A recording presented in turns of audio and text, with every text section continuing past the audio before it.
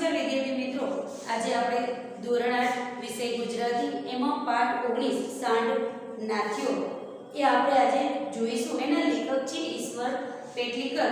તેમનો જન્મ 1916 માં થયો અને તેમનું અવસાન 1983 માં થયું। ઈશ્વર પેટલીકર તેનું મૂળ નામ તેમનું ઈશ્વરભાઈ મોતીભાઈ પટેલ હતું। તેઓ ખેડા જિલ્લાના પેટલી ગામના તેઓ વતની હતા। કે ઈશ્વર પેટલીકર છે પોતે એમનું જે સરનેમ છે તો એના ગામનું નામ પણ પેટલી ગામમાં તેમનો જન્મ થયેલો। તેઓ આપણા અર્વાચીન ગુજરાતી સાહિત્યના જીવનધર્મી લેખક છે। તેમણે આપણને ઘણી બધી વાર્તાઓ આપી છે, નવલકથા જેવા ક્ષેત્રોમાં તેમનું નોંધપાત્ર પ્રદાન રહ્યું છે। તેમની એમ કહી શકાય કે પ્રખ્યાત એવી જન્મટીપ, ભવસાગર, મારી હૈયા સગડી એમની નવલકથાઓ છે। અને એક જાણીતી વાર્તા કે જે લોહીની સગાઈ તે એમની એક જાણીતી વાર્તા છે। જન્મટીપમાંથી આ આપણું જે પાઠ છે સાંડ નાથ્યો એ જન્મટીપ નામની નવલકથામાંથી આ પ્રકરણ લેવામાં આવેલું છે। માતેલા એટલે કે જે પોતે મદમસ્ત એટલે કે પોતાની જાતે જે કરવું છે એવું સાંડ નાથવાની જ્યારે કોઈ પુરુષની હિંમત ચાલતી નથી ત્યારે યુવાન ચંદા એ ભીડોને ઝડપે છે। કે ગામમાં બધા જે યુવાનો છે એ સાંડ છે એ પોતે મદમસ્ત બની ગયો છે કે ગમે ત્યારે ગમે તેને નુકસાન પહોંચાડી શકે, તો ત્યારે કોઈ પણ પુરુષની એવી હિંમત ચાલતી નથી કે એના પગમાં જે એના પગને બાંધી દેવામાં આવે। તો ત્યારે આ યુવાન ચંદા છે એ બીડું આખું ઝડપે છે અને પોતાની જે બુદ્ધિ, ચતુરાઈ અને સ્વચ્છતાથી સાંડને આખરે નાથે છે। એમાં આ પાઠ આખો છે એમાં સ્ત્રી શક્તિનો મહિમા થયેલો આપણે જોઈ શકાય કે એક સ્ત્રી છે જ્યારે કોઈ વસ્તુને થાન લે છે ત્યારે પોતે કોઈ પણ કાર્ય કરી શકે છે। સ્ત્રી સબળા છે, સબળાનું ઉત્તમ ઉદાહરણ અહીંયા ચંદા પૂરું પાડે છે। એવું કહી શકાય કે સ્ત્રી છે એ પોતે જો ધારે ને તો કોઈ પણ કાર્યને તે સારી રીતે પૂરું કરી શકે, એટલા માટે અહીંયા સ્ત્રીને સબળાનું રૂપ કહેવામાં આવ્યું છે। અને આ ચંદા જે છે એ પોતે આ સબળા સ્ત્રીનું ઉત્તમ ઉદાહરણ અહીંયા પૂરું પાડે છે। અહીંયા આપણે પાઠમાં જોઈ શકાય કે ચંદા એ એના પિતા જે રૈજી છે એમના સંતાનોમાંથી છેલ્લી હતી, છતાં રૈજી જુવાનીનો જુસ્સો ને જોમ એનામાં ઉતર્યા હતા। કેમ કહી શકાય કે એ એમનું છેલ્લું સંતાન હતી પણ એના પિતાનો જે જુસ્સો હતો એ એનામાં ઉતર્યો હતો। નાનપણમાં તોફાન, જુવાની ઉઠતા કરમાઈની પણ નવી નવી ઉપડો નીકળતા ચાલી, બહુમાન ચડાવેલી ગુમાની ચહેરો, અભિમાનથી ફૂલેલું એનું નામ, રૂવાબમાં પીસેલા તેના હોઠ, અડકતા ઊંચી રહેલી તેની ડોક અને વીજતા કડકની પેઠે અણનમ રહેલા તેના ખંભા અને ફલકો ભરી ચાલતી છટાક છટાક થતો તેનો ગાગરો ને એ સરોમાં લાતા રંગની ઓઢણીમાં શોભતો તેનો ખવડો તે દરેકના હૃદયમાં સોતરવો નીકળી જતો। કે અહીંયા ચંદાનું પોતાનું કે એનું વ્યક્તિત્વ કેવું છે એનું આખું પહેલા શરૂઆતમાં એના વ્યક્તિત્વ વિશેની માહિતી આપી છે કે પોતે એમ કહી શકાય કે એવી હતી કે જે જગ્યાથી પોતે નીકળે ને એ બધાના હૃદયમાંથી તે પસાર થઈ જતી। એની ચાલ, એની છટા એ બધા લોકોને જોવા કે આ એનામાં કેટલો જુસ્સો રહેલો છે એ જોતા જ તેના હૃદયમાં બધાના અંદરથી વાસ કરી જતી। ચંદાને પરણવાના કોટ નાગના જવાનીઓમાં ગણગણાની હતા પણ એક વિચિત્ર અને માન્યામાં ન આવે તેવો પ્રસંગ બની ગયો કે ચંદાનું પોતાનું એ પોતે એવી હતી કે ઘણા બધા ગામના એવા જવાની હતા કે એને જોતાની સાથે તેને પરણવાના કોડ હતા, પણ એક એવી ઘટના બની ગામમાં કે ત્યાંથી ચંદાનો લંબાવેલો હાથ કોઈ પકડવા હાથ તેને હામ ગીરતું ન હતું। કે ગામમાં એવી ઘટના બની કે ચંદાનો હાથ પકડવા કોઈ તૈયાર ન હતું। એવી ઘટના બને છે કે એક તોફાની અને મદમસ્ત સાંડ રખડતો રખડતો ગામમાં આવી પહોંચે છે। એક એવી ઘટનામાં કે જે સાંડ છે એટલે કે આખલો, સાંડ એટલે શું થાય, આખલો જે છે એ રખડતો રખડતો ગામમાં આવે છે। એ જોઈને સીમાડામાં જતા ઢોર પાછા ફરતા નહીં પણ જીવ લઈને તે નાચતા, સીમમાં જતા લોકો પણ એ રસ્તે ન જતા, અડફેટે જતા સાંડનો કેર વધતો ગયો અને સીમમાં પાક ભેલાડે એટલે કે બગાડવું પણ કોઈનાથી ચૂ કે ચા ન થાય। કે એવો સાંડ કે જે પોતે કોઈ પણ ઢોરિયા જાય ને તો પણ એને નુકસાન પહોંચાડે, લોકો જાય તો પણ એને તકલીફ થતી, એટલે બધા લોકો તેને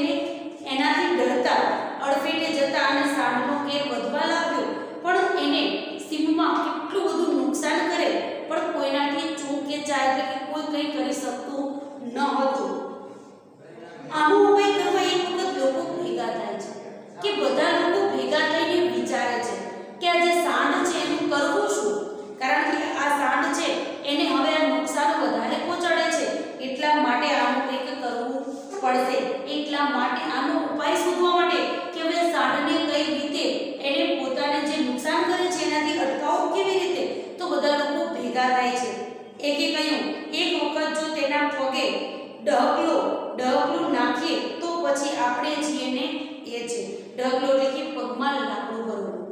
જ્યારે આ જે સાંડ છે એના પગમાં જો લાકડું ભરવી દેવામાં આવે તો પછી એ પોતે તોફાની બની શકે નહીં.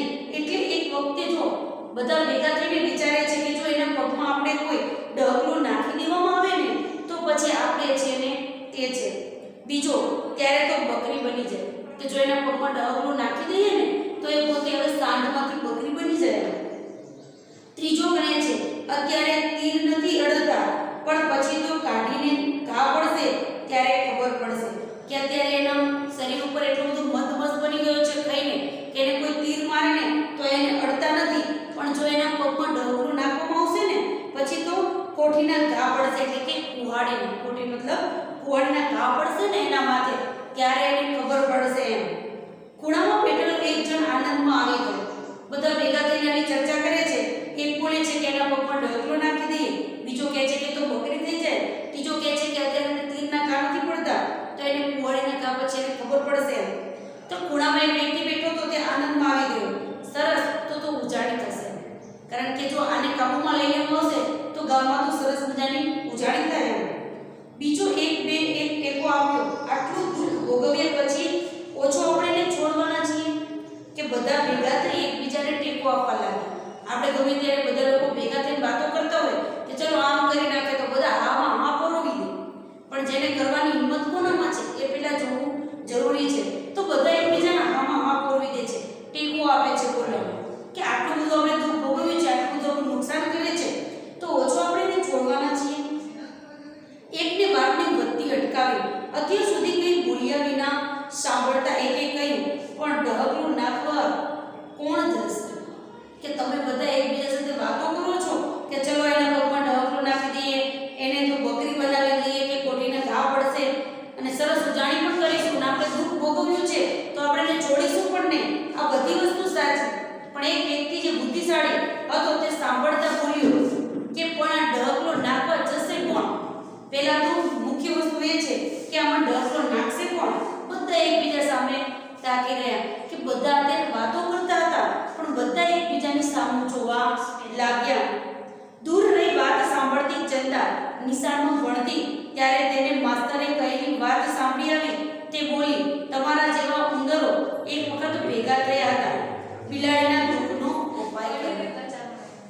કે અહીંયા ચંદા છે ત્યાંથી એ બધાની વાતો સાંભળતી હતી અને ચંદા પછી નિશાળમાં ત્યારે ભણતી ત્યારે એને કહ્યું કે અમારા માસ્તર એટલે કે અમારા સાહેબે અમને એક વાત કીધી હતી એને યાદ આવે છે કે એક દિવસ એવું બને છે કે તમારા જેવા કેટલાય બધા ઉંદરો ભેગા થયા હતા અને બિલાડીના દુઃખનો અમને ઉપાય કરવો હતો. તો એક ડાયા ઉંદરે રસ્તો કાઢ્યો કે બિલાડીના કોટે ઘંટ બાંધ્યું હોય તો આવી પહોંચે એની આપણને ખબર પડી જાય. કે બધા ઉંદરો ભેગા થઈને વિચારે છે કે જો કોઈ બિલાડીના ગળામાં કોઈ ઘંટ બાંધી દે ને તો એ જ્યારે અહીંથી પ્રવેશ કરે ને ત્યારે આપણને ખબર પડી જાય કે બિલ્લી આવી રહી છે. પહોંચે તો આપણને ખબર પડે પણ બધા ડરમાં સંતાઈ જાય.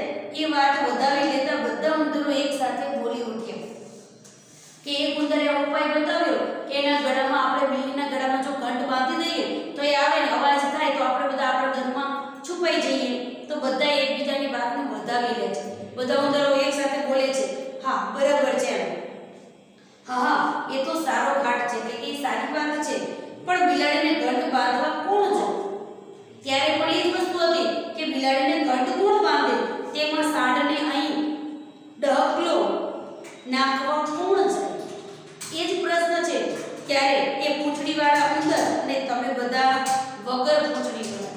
અહીંયા ચંદા છે એ બધાને કટાક્ષમાં એવું કહે છે કે એ બધા જે ઉંદરો હતા ને એ પૂંછડીવાળા ઉંદર હતા અને તમે બધા પૂંછડી વગરના છો. કટાક્ષ કરી ચંદાએ બધાની હાસ્ય કર્યું કે બધા સામે તે હસવા લાગી અને કહેવા લાગી કે અમારા સાહેબ જે વાર્તા કહેતા હતા ને એમાં એ બધા ઉંદરો પૂંછડીવાળા હતા અને તમે બધા પૂંછડી વગરના ઉંદર છો એમ કહી અને બધાની હસી ઉડાવે છે. મરવું હોય તે જાય. એક શરમાતા તેને કહ્યું કે બધા જે છે આમાં હા બોલતા હતા ત્યારે ચંદા જ્યારે બધા ઉપર હસી ત્યારે એક વ્યક્તિ જે શરમાતા બોલવા લાગ્યો કે જેને મરવું હોય ને તે જાય એમ. જાનમાની જાત એનો શું ભરોસો? બીજો બોલ્યો કે આ તો જાનવર છે, એનો કોઈ ભરોસો કરી શકાય નહીં, ગમે ત્યારે હુમલો કરી દે અને એ નુકસાન પહોંચાડી શકે, તેને તમારી દયા આવે છે, નહીં તો હું જ હમણાં ડગલો નાખી દઉં, ચંદા છેવટે બોલી. એ કહે છે કે મને તમારી બધાની દયા આવે છે, નકર તો હમણાં હું જ જઈ અને આખલાને જે હમણાં ડગલો નાખી દઉં. ચંદા બોલે છે અમારી દયા? બધા એક સામટા બોલી ઉઠે. બધા કહે છે કે અમારી દયા એ કેવી રીતે? બધા એક સાથે બોલી ઉઠે છે તમારી નહીં પણ તમારી આ મૂછોની, કે મને તમારી નહીં પણ તમારા મૂછની દયા આવે છે. મૂછો તરફ આંગળી કરી એ બોલી કે એક વખત મૂછો મુંડાવવાનું કહેતા હોય ને તો મારે આ કામ કરી આપવું છે. ચંદાએ ચોખ્ખું કહે છે કે તમે જે બધા જે પોતાની ઉપર કે બધા એક ભેગા થઈને તમે જે વાતો કરો છો કે ચલો આપણે એને પગમાં જે ડગલો નાખી દઈએ, એના કુંવરના ઘા મારીશું, પણ આ કામ કોણ કરી શકે? તમે ન કરી શકો તો હું કરી દઉં, પણ એક શરત છે કે બધાએ તમારે મૂછો મુંડાવવાની રહેશે. એની શરત સાંભળી બધા વિચારમાં પડી ગયા. બધા જુવાનો છે એ વિચાર કરવા લાગ્યા. કંઈક વિચાર કર્યો હોય તેમ સર્વે કબૂલ કર્યું. બધાએ વિચાર કર્યો કે આ ચંદા છે બોલે કરી શકવાની કંઈ નથી, એટલા માટે બધાએ ભેગા થઈ અને કેવું વિચાર કરે છે અને બધાએ એકસાથે કબૂલ કરે છે. કબૂલ. ચંદાએ ખાતરી માટે સામે પ્રશ્ન કર્યો. તેને ખાતરી કરી કે કબૂલ છે ને? ત્યારે જોવું હોય ને તો ઉગતા સૂરજે આવજો, શાંત હોય ને ત્યાં. આમ બોલી ચંદા એની હંમેશની છટાથી પાણીના વેલાની માફક ચાલી ગઈ ને પાણી જતા વિનાશ રહે તેમ ધૂળમાં પડેલા તેના પગલા રહ્યા. કે અહીંયા ચંદા હવે કબૂલ કર્યું કે તમે બધાને કબૂલ છે ને, ત્યારે તમારે હવે જોવું હોય ને કે હું આખલાને અથવા તો સાંઢને પગમાં કેવી રીતે ડગલો નાખું છું. તો સૂર્ય ઉગે ને ત્યારે બધા જે સાંઢ હોય ને ત્યાં આવી જજો. આમ ચંદા એની હંમેશની છટાની માફક તે ત્યાંથી ચાલી નીકળી કે પાણીનો રેલો કેમ ચાલ્યો જાય એને ખબર પણ ન પડે એમ, અને એની વિનાશ રહી જાય ને તેમ ચંદાના પગમાં જે ધૂળના જે પગલા છે એ ત્યાં ને ત્યાં રહી ગયા. રેજીને વાત જાણી ત્યારે એને ચંદાને ઘણી સમજાવી, પણ તે એકની બે ન થાય, એકની બે થાય તો એ ચંદા સમજે. એના પિતાજીને ઘણું બધું સમજાવે છે કે આ કરવું બહુ અઘરી વસ્તુ છે, કારણ કે જાનવર છે એનો કોઈ ભરોસો કરી શકાય નહીં, પણ એ એકની બે ન થાય, અને જો એકની બે થાય તો તે ચંદા શાને. બાપા જીતથી જઈશ તો એ ઓછો તમારો વંશ જવાનો છે. એ છેલ્લું વાક્ય બોલી તેણે પિતા સાથે દલીલ ન કરી ન તો પોતાનો વિચાર કર્યો. પિતાજીને ચોખ્ખું કહી દે છે કે તમે હું જો કદાચ મરી પણ જઈશ આ બાંધવા જતા તો જીવતી જઈશ ને તો પણ તમારો વંશ જવાનો નથી. એટલે એ છેલ્લું વાક્ય બોલી અને પિતા સાથે કોઈ પણ જાતની દલીલ કરતી નથી અને પોતાનો વિચાર પણ એ ફેરવતી નથી. સૂર્યનારાયણને ઊંઘ ખખેરી આંખ ઉગાડી અને ખોલેલી આંખમાંથી તેજના પુંજ પર્વમાં છટાયા ત્યારે નવો ચણિયો ઓઢણી અને કાપડું પહેરી હાથમાં ડહકલો લઈ ચંદા વચન પાડવા નીકળી પડી. કે જ્યારે સવાર પડે છે અને સૂર્યનારાયણ ઉગે છે ત્યારે બધાની આંખો ખુલતાની સાથે જ અહીંયા સરસ ચંદા તૈયાર થઈને હાથમાં ડહકલો લઈ અને પોતાનું વચન પાડવા માટે તે નીકળી પડે છે. તેનું પરાક્રમ નિરખવા સૂર્ય ઉતાવળે ઊંચે ચડી રહ્યો હતો. સારું એક ગામ, આખું ગામ છે એ કુતૂહલતાથી જોવા ઉમટ્યું હતું કે સૂર્યનારાયણ પણ એનું પરાક્રમ કેમ ન જોવાનું હોય તેમ ઉતાવળે તે ઉપર માથા ઉપર ચડવા લાગ્યા હતા. અને આખું ગામ પણ કે આ બધી વસ્તુ જોવા માટે કે કેવી રીતે ચંદા શું કરે છે એ જોવા માટે આખું ગામ પણ ઉમટી પડ્યું હતું. નિરાશ થયેલા રેજી છેવટે પુત્રીના રક્ષણ માટે ભાલોડા લઈ નીકળી. ભાલોડા મતલબ હથિયાર. છેવટે હવે પિતાજીને ખબર પડી ગઈ કે ચંદા છે એની વાત માનવાની નથી, એટલા માટે તેઓ નિરાશ થઈ ગયા. પણ છેવટે પોતાની પુત્રીના રક્ષણ માટે તેમને ઘણા બધા હથિયારો લઈ અને એની સાથે સાથે નીકળી પડ્યા કે કદાચ જેવું બને કે આખલો છે એ પોતે હુમલો કરી દે તો આપણી પાસે હથિયાર હોય ને તો ચંદાનું રક્ષણ થઈ શકે. એવું વિચારી એના પિતા છે એ બધા ઘણા બધા હથિયારો લઈ અને એની સાથે નીકળી પડ્યા. પોતાને અજીત એટલે કે ક્યારે પણ પરાજિત ન થનારો એવું માનતો આખલો રેલવેના રસ્તા આગળ આખી રાત હરાયો, એટલે કે જેની કોઈ માલિક ન હોય એવી વસ્તુ કે હરાયો કે જે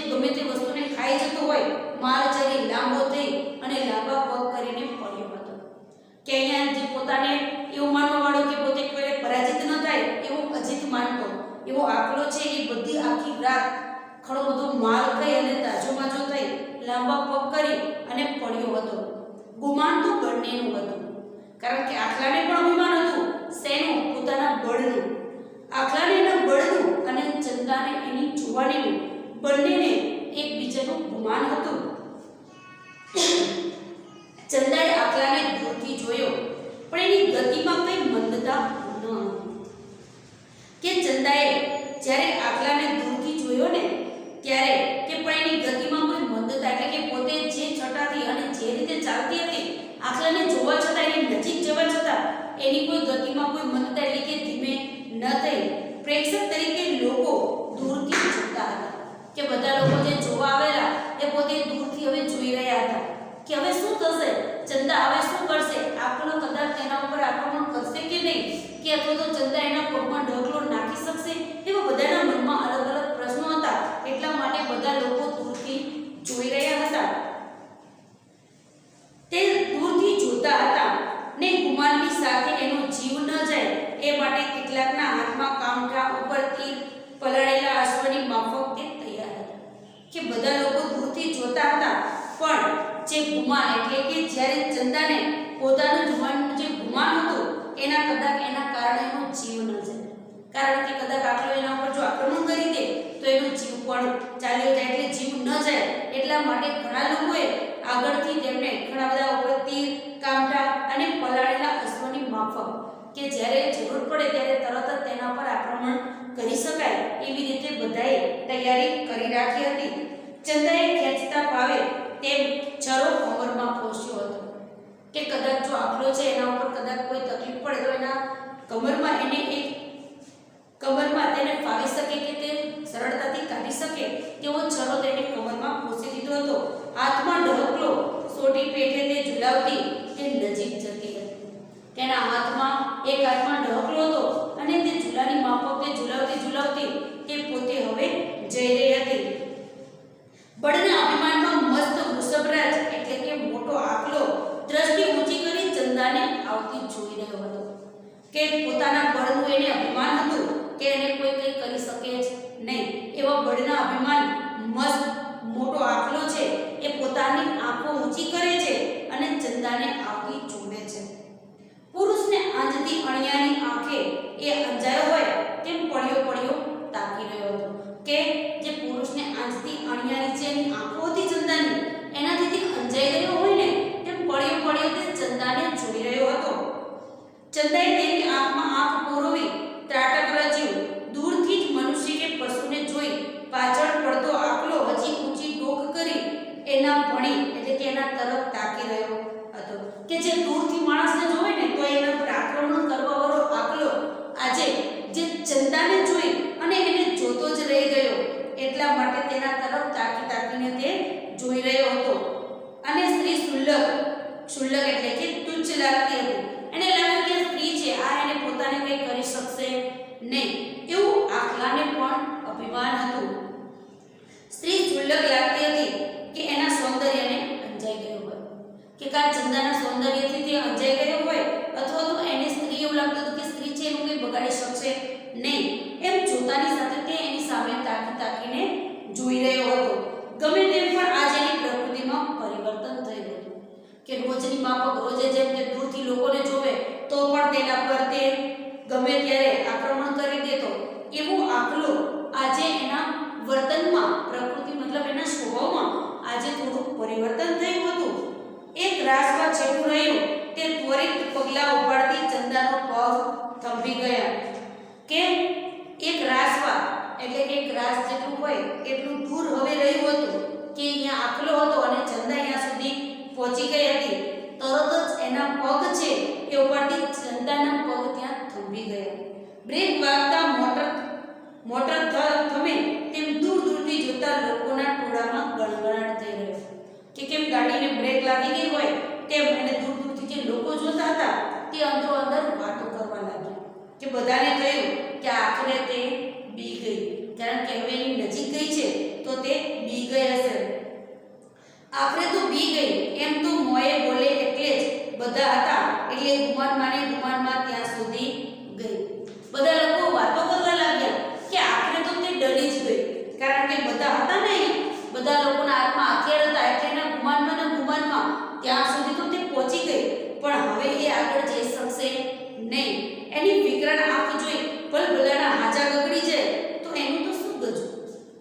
આટલાની આંખો જોવે ને તો વિકરાળની આંખો એવી છે કે ગમે તેવા લોકો જોવે ને તો પણ તેના હાજા બગડી જાય, ડર લાગી જાય. પણ આ તો એક નાની એવી બાળકી છે, તો એનું તો આ શું ગજુ છે. રૈજીનો જીવ પડી કે બંધાયો, તે ભારે ચિંતા થવી. જીવ પડી કે બંધાવો એટલે ભારે ચિંતા થવી. જેમ અર્જુન લક્ષ્ય પક્ષીનું માથું જ દેખાતું હતો, તેમ એની નજર ચંદા અને આખલા સિવાય કશું જ દેખાતું ન હતું. કે હવે એના પિતા છે એને ભારે ચિંતા થવા લાગી, કારણ કે હવે તે આખલાની નજીક પહોંચી ગઈ છે. એનું હવે એક કે અર્જુનને જેમ લક્ષ્ય પક્ષીનું માથું દેખાતું હતું ને, તેમ રૈજીને પણ હવે ચંદા અને આખલા સિવાય કંઈ જ દેખાતું ન હતું. ચંદા ઊભી હતી, પણ છતાં એની એ જ યમરાજ મરણ પથારી પર સૂતેલા પ્રાણીનો આત્મા આંખમાંથી ખેંચે તેમ ત્રાટક રચી પોતાની દ્રષ્ટિથી દોરી બનાવી પડેલા આખલાના નેત્રમાંથી તેની શક્તિ ખેંચતા હતા. કે એવું બની ચંદા જ્યાં ઊભી હતી ને ત્યાંથી તેની છટા એની એ યમરાજની મરણ પથારીમાંથી જે સૂતેલા પ્રાણી હોય અને એને કેમ આત્મા એટલે કે એના અંદર જીવ લેતા હોય ને એમ એની આંખોમાંથી તેનું જે ત્રાટક રચી અને પોતાની દ્રષ્ટિથી એના આખલાના નેત્રમાંથી તેની શક્તિ ખેંચતી હતી. કે આખલાની તરફ એવી રીતે જોઈ રહી હતી કે એનું સૌંદર્ય પીતો હોય ને તેમ આખલો સર્વ અવયવનું ચેતન નેત્રમાં લાવી તાકી રહ્યો. કે જાણે ચંદાનું જે સૌંદર્ય છે એને નિહાળી ન રહ્યો હોય, એને પીતો ન હોય એમ આખલો છે એ ચંદાની સામે સતત તેના નેત્ર છે એમાં બધી શક્તિઓ સર્વ અવયવનું ચેતન છે એ લાવી અને એની સામે તાકી રહ્યો હતો. સંપૂર્ણ શક્તિ ખેંચાયેલી માની ચંદાએ આગળ ડગ લીધો કે હવે આખલો છે એની આંખોમાં જોઈ રહ્યો છે, એટલા માટે હવે એના બધા જ એની શક્તિ ખેંચાઈ રહી છે એવું માની અને ચંદા છે પોતે એક આગળ ડગલું ભર્યું. સ્પર્શ વાંચતો આખલો દયામણા ચહેરે તાકી રહ્યો. કે એને જ્યારે સ્પર્શ થાય છે ત્યારે તે દયામણા ચહેરે આખલો છે એ એની સામે તાકી રહ્યો હતો. એક બે ને ત્રીજા ડગલે તો તેની પાસે તે પહોંચી ગઈ. કે એવા તરત જ એક બે ને ત્રણ ડગલે તે તેની પાસે પહોંચી જાય છે ને નીચે નમી તેના ઉપર હાથ ફેરવવા લાગી. કે એ આખલા પાસે તરત જ ત્રણ ડગલે તેની પાસે પહોંચી જાય છે અને એની પાસે જઈ અને એના માથે હાથ ફેરવવા લાગે છે. આ ઝલક મારી હમણાં ઉઠ્યો એમ માનતા દરેકના હૈયામાં ઘડી પર થંભી ગયા. અશક્ત માનેલા દ્રશ્યને શક્ય જોતા આંખ ઉપર હાથ ફેરવી જોયા ને આંખનું સદાય રક્ષણ કરતી પાપણો હલી ન ઉઠી. કે આ છલાંગ મારી. બધાને લાગતું હતું કે હમણાં આખલો છે એ સલામ મારશે, હમણાં ઉઠી જશે. કે માનતા બધાના હૃદય છે ને એ ઘડી પર થંભી ગયા. ચાલવાનું જાણે બંધ ન કરી